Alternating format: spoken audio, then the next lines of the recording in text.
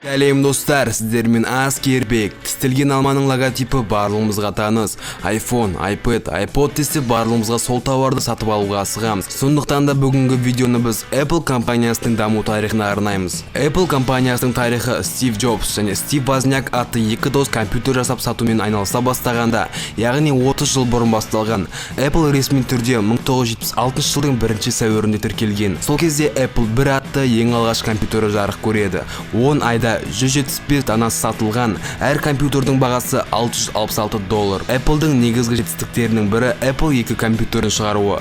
Бұл нұсқасында алдыңғысына қарағанда экранға шығатын бейне түрі түсті болды, және клавиатура мен дыбыспен жұмыс жасауға мүмкіндіктері ашылды. Осы жабдықтардың барлығы көзге жағымды пластикке оралған еді. Сол кезде бүкіл әлемге белгілі Apple'дың логотипі, яғни тістелген алма ойлап табылды. Apple'дың логотипін Уэйн шығарған. Бұл Исаак Ньютонның алма ағашының астында отырған бейнесі болған. Кейін Роб Жанов бір жағы тістелген кемпірқосақ түстес алманың суретін ұсынып, ол 1976 жылдан 1998 жылға дейін қолданылған. Кейін алманың түсі қараға өзгертіледі. 1980 жылы Apple тарихында Apple 3 жобасы сәтсіз болды. 1981 жылы Стив Возняк жол апатына ұшырап, уақытша жұмысын ысырып қоюға тура келеді. Осы кездегі Apple 3-тің сатылымына қатысты шыққан қиыншылықтар үшін Джобсқа 40 қызметкерін жұмыстан босатуға тура келеді. Кейбір газет журналдарда компанияның жақын арада жабылу жайлы сөздер қозғалады. Тығырықтан шығу үшін 1983 жылы Стив Джобс Джона Скаллидің компания президенті қызметіне шақырады. Алайда Джобс пен Скаллидің қарым-қатынастары жақсы болмайды. 1984 жылы Apple'дың жұмысшысы Джефф Раскин барлығы біреуінде деген атпен компьютердің жұмысына кіріседі.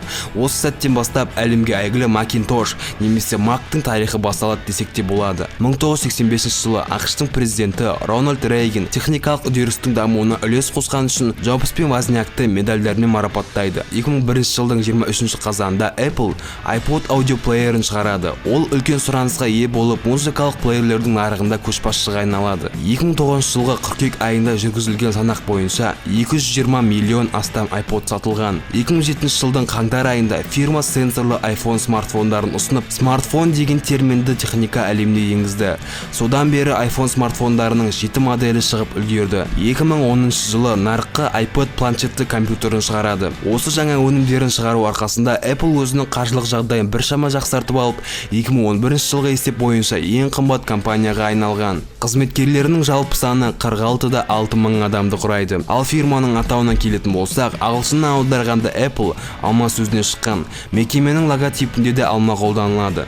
Apple атауын Стив Джобс берген. Бұған дейін ол алма фабрикасында жұмыс істеп, жеміс диетасында отырған болады. Джобс бұл сөзді құлаққа жағымды естіледі деп санаған. Ал Macintosh ақш-та сатылатын алма түрі. Стив Джобс келгенге дейін Macintosh жобасының жетекшісі Джефф Раскиннің сүйікті алма түрі болатын.